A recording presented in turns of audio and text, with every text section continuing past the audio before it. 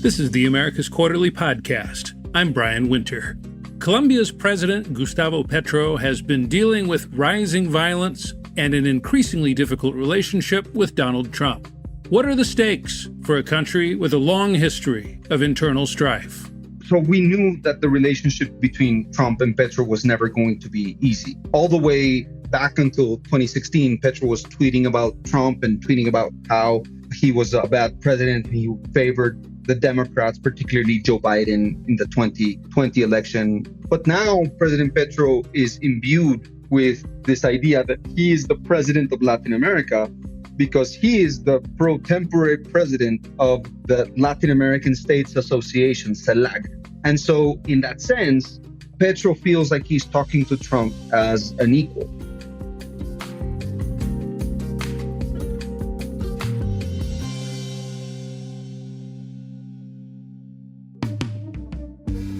The attempted assassination of Miguel Uribe, a conservative Colombian presidential candidate, on June 7th set off alarm bells all over Latin America. Everybody immediately had the same question. Is Colombia heading back to the bad old days of the 1980s and 90s? Since then, there have been other causes for concern, including a series of car bombs in Cali and news of a plot against another right-wing candidate in the 2026 election, journalist Vicky Davila.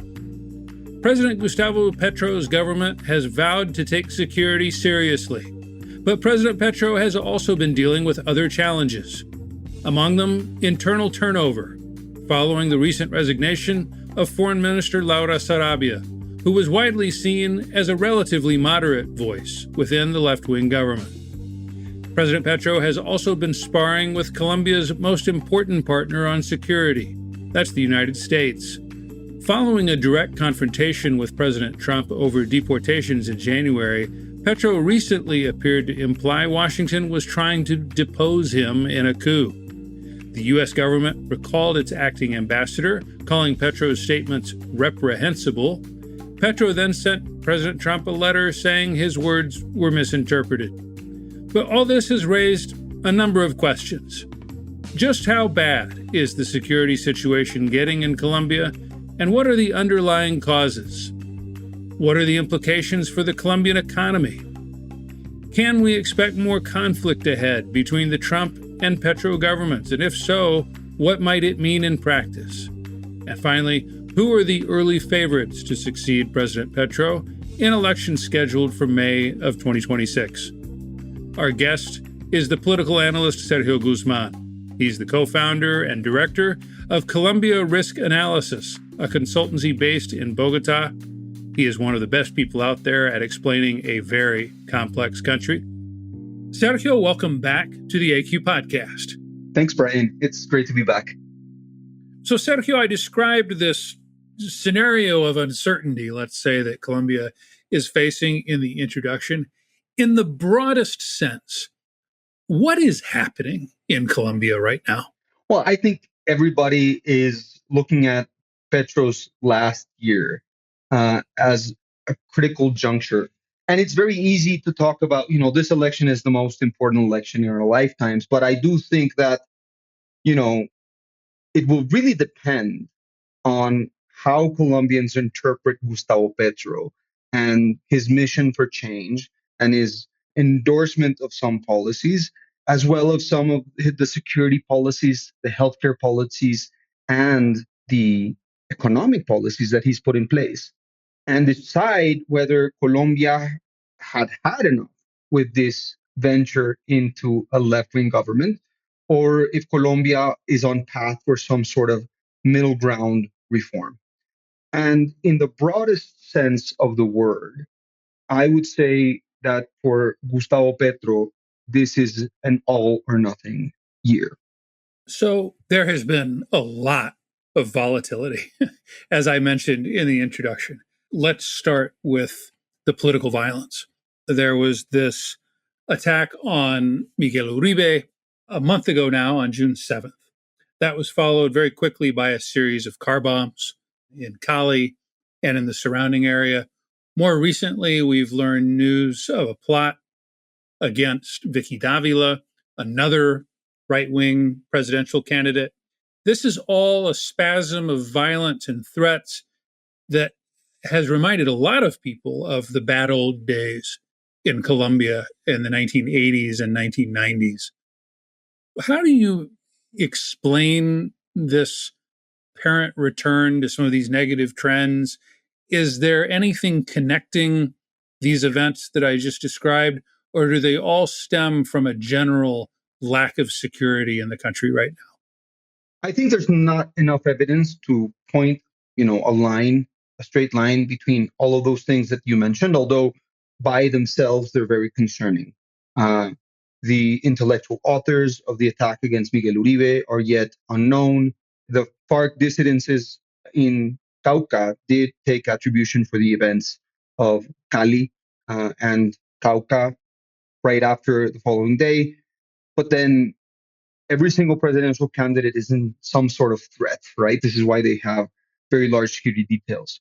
I do think that overall, this talks about an erosion of security conditions in Colombia, how illegal armed organizations, drug trafficking organizations, narco trafficking groups, extortion rackets, uh, human smuggling organizations are all seeing this election also as one that will be between relative improvement of conditions and a relative peace that they've had with the government of Gustavo Petro versus an all-out war that they may have with a member of the opposition.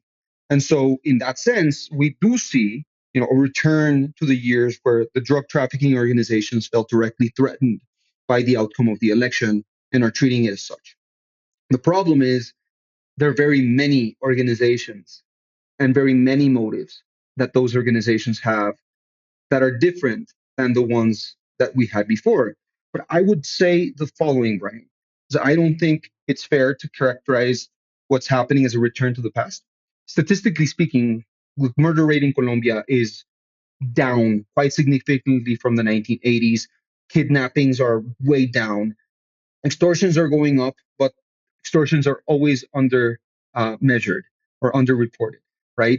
We don't have anywhere near, the Pablo Escobar days of bombings of public buildings or kidnappings of high-profile politicians. So yes, this sort of opens a window to our past and a past that we very much dislike, but it's not a full return. But you understand why people are looking at these recent events and those ghosts are starting to circle overhead once again. It can be both, right? People can Oh, understand absolutely. that things are not as bad, but they're not as bad yet. And if you go down that road, things can get bad very quickly, especially in a country like Colombia. I agree 100%. I feel that a lot of people, particularly those who oppose Gustavo Petro, are looking at this and say, like, look, this is only going to get worse from here on out. And I think the government has been trying to play a narrative saying, like, look, we caught the killers. We caught 5 people tied to the Miguel Uribe thing in a matter of a month since the attack. So give us some credit for what we're doing. However, I do think that there's an underlying pessimism amongst ordinary Colombians about the way security is deteriorating, about the way politics is getting very corrupt and very polarized, and an overall sense of dismay about the current state of things. How do you think about, the drivers of these problems on the security front? On the one hand, there's the macro context. Listeners to this podcast have heard me repeat this statistic a lot, but there's a reason why I always repeat it. The amount of cocaine being produced in the world has more than doubled over the last decade. A lot of that increase has happened in Colombia, keeping in mind that there are really only 3 countries that produce cocaine, and the other 2 are Peru and Bolivia. So clearly these cartels are flush with money. And then if you look at the presidential politics side of this dramatic rise in coca cultivation that was, I think it's fair to say, an unintended byproduct of the peace deal with the FARC, that then, continued to be a major problem during the Duque years and has now accentuated even further under Gustavo Petro. As you think about this, Sergio, as a Colombian and as someone who's there, to what extent is this, kind of a global story? And to what extent is this because of security errors made by both this government and potentially others? Gustavo Petro is very eager to show a mirror at the West and say, this is your doing because you're consuming more drugs than you've ever consumed before. So you have, your fair share of responsibility in this. The opposition in Colombia has been very keen of talking to Gustavo Petro and saying, like, look, your lenience with these organizations is getting us nowhere. He has also sent mixed signals by perhaps saying himself that, cocaine is really no worse than whiskey, and it's only because it's produced in Latin America that it's illegal. So I don't know how much of an effect that's had on law enforcement, but it's certainly an interesting signal coming from a president. My view is that Gustavo Petro wanted to rationalize drug policy, something that many of us that have been following the problem have considered, but he is not a statesperson and he's not into the boring details of trying to concoct solutions that are global and that are, well thought out and have, a sunsetting period. And now 3 years later, he has no solutions left. And we're at the point where Colombia is producing more cocaine than it's ever produced before. And there's also the issue of territorial control. The state is now subordinate to some of these armed organizations. And so for a lot of people, this is reminiscent to the Pastrana years, where, parts of Colombia were basically under the control of the FARC. And this leads to nowhere good. But I think, thinking of it from the point of view of a Colombian, I think Gustavo Petro is fairly right on the overall ideas, but a terrible implementer of everything he's done. So, Sergio, I want to come back to the 2026 election, which we've mentioned in the context of these recent attacks. But let's talk about the relationship between the United States and Colombia, between President Petro and President Donald Trump, because after all, a big part of the story of Colombia's relative success on security in the 2000s and the 2010s was the support from the United States, which is now in question. This story between these two administrations really began in January after President Petro refused to accept two deportation flights that were operated by the U.S. military. President Trump responded with a dramatic list of sanctions and punishments that would have effectively destroyed the Colombian economy. Petro retreated then under these threats in a matter of hours, and the crisis subsided. But more recently, there's been another spasm of sorts in which President Petro appeared to, accuse Washington of leading a coup against him.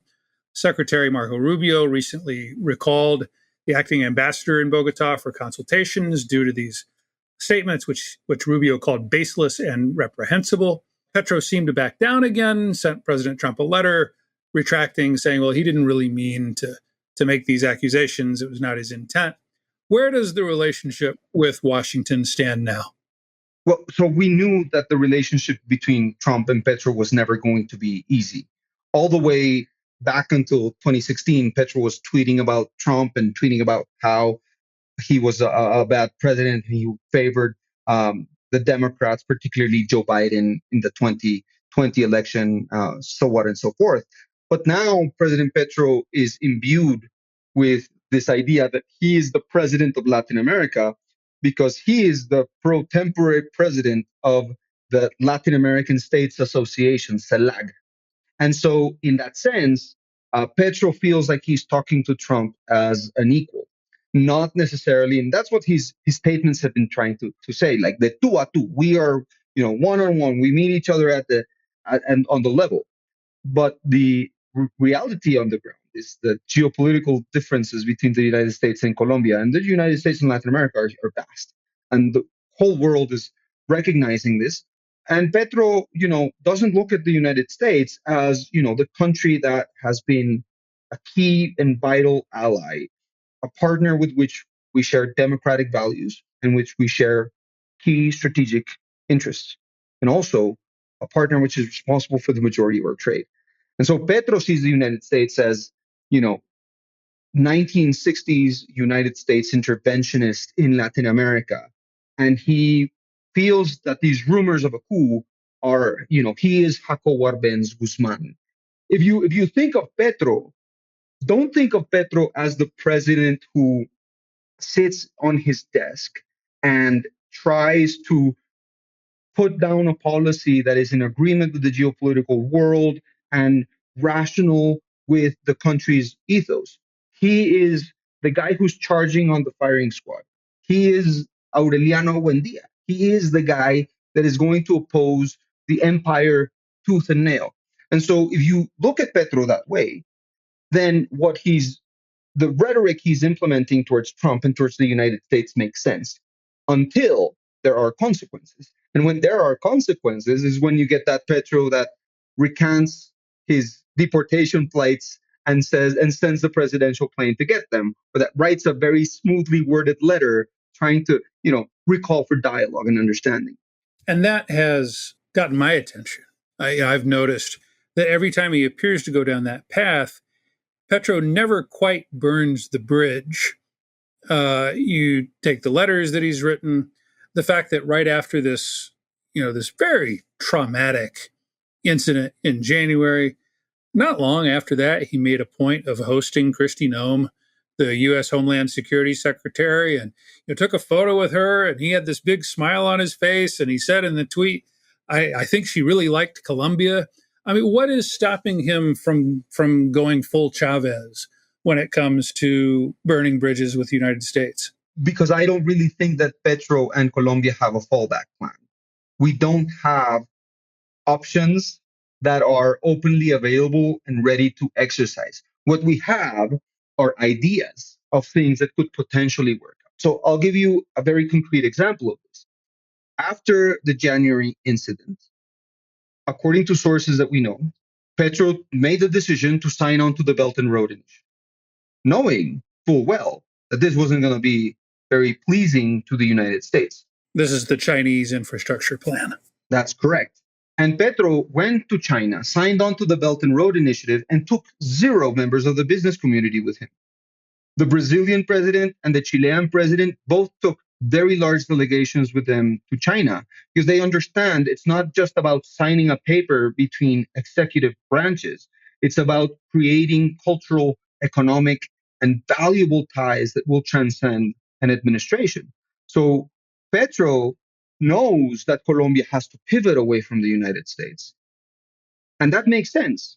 But he's not prepared to do so because extricating the Colombian economy from the US economy is going to be very, very painful. And that's when the reality hits Petro that he actually needs to have a relationship with the United States that is somewhat agreeable and somewhat positive, and to keep, the political differences between the US administration and the Petro administration aside for the benefit of the relationship. However, that would be positive should the interlocutor on the other side be reasonable and also keep the best interest of the relationship in mind. But we're not living in that world, Brian. Well, and look, I mean, there's a very concrete thing lurking here on the horizon, which is the potential decertification of Colombia as a reliable partner in the anti-narcotics fight, which everyone who I speak to, and I'm sure everyone you speak to, assumes that that is inevitably going to happen later this year. If so, what will it mean for Colombia in practice? Well, a lot of the decertification decision will mean that it will be at the jurisdiction of the Department of State and of the Department of Defense, whether many of those funds are released. That means it behooves for there to be a good relationship between the Colombian and the American interlocutors, which if Petro's accusing Marco Rubio of plotting a coup against him, I can assure you it will not be, right?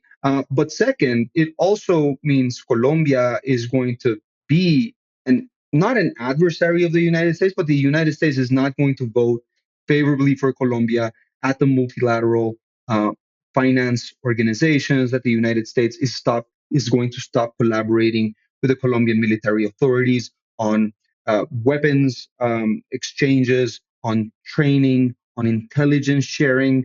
in addition to all the financial assistance that our military and police get on the anti-narcotics operations. And so the, the the thing is, and this is something that I think is important, and I'd like you to weigh in on it.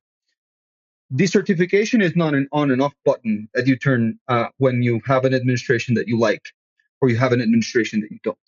So if the United States chooses to decertify Colombia, and then in 2026 we elect a president that thinks differently from Petro, that doesn't get automatically reinstated. We don't get automatically recertified. And especially President Trump doesn't strike me as the kind of person that is going to give Colombia back certification with nothing in exchange.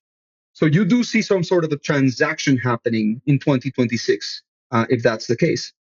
I've seen some interesting language coming institutionally from the US government, including the State Department, through its social media accounts, in which they seem to be emphasizing that Colombia is a long term partner of the United States on security issues, irrespective of whatever policy disagreements may exist between governments. And those caught my attention and made me wonder if they're laying the groundwork for a bit of a balancing act, because they may want to decertify for a variety of reasons, including, I mean, let's face it, the underlying reality of coca production, which tells a really negative story. But on the other hand, to completely turn their backs on Colombia would be self-defeating. I agree with you, but I also say that the key person that makes the decision to certify or not hasn't tweeted about it in the United States in all caps and at 1 a.m. in the morning. And so I think it's premature to say that because the institutional accounts are, looking at the relationship with certain maturity, that the chief executive is going to take another stance. And I think we just need to wait until what happens, because so far, Petro's statements appear to have flown under the radar for Trump, not for Washington, for Trump, right? Well, with the exception of what happened in January. Right. Maybe he's paying attention at some other things right now that preclude him from, paying attention to Petro as much. But when he does, Brian, we can both anticipate it's going to be ugly. Let's move on, Sergio, to domestic politics. President Petro, for all of these struggles that we've just described, his popularity still sits in most polls at, around 35%. Why? Who is still supporting him? President Petro has a very loyal base because of who he is. Despite Petro, I will say that a lot of Colombians have felt that this is the first government that looks like them. This is the first government that represents their interests with zeal, particularly the poor, downtrodden people in rural areas of Colombia. That may not be in terms of policy results, but in terms of rhetoric, it certainly is.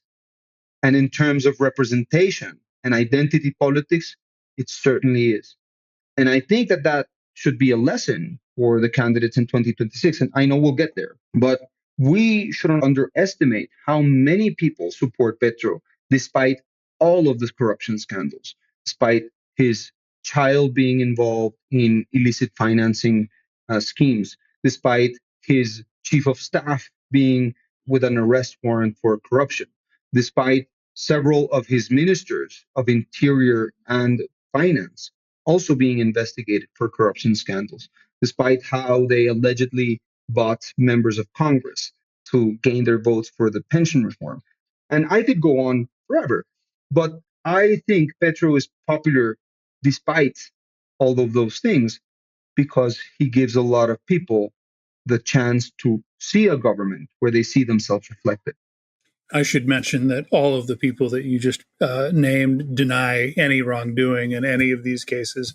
Has the economy generally been good for President Petro's base? I think if you look at the fiscal, no. But if you look at unemployment, inflation, it's improved quite a bit, despite Petro. Again, this is despite President Petro, not because of his administration. But if spending continues to go up and subsidy policies continue to go up, many of those people are not going to necessarily feel the economic impact of what's to come, right? Because we have 7.1 fiscal deficit. We also have a growing debt to GDP ratio already at 62%.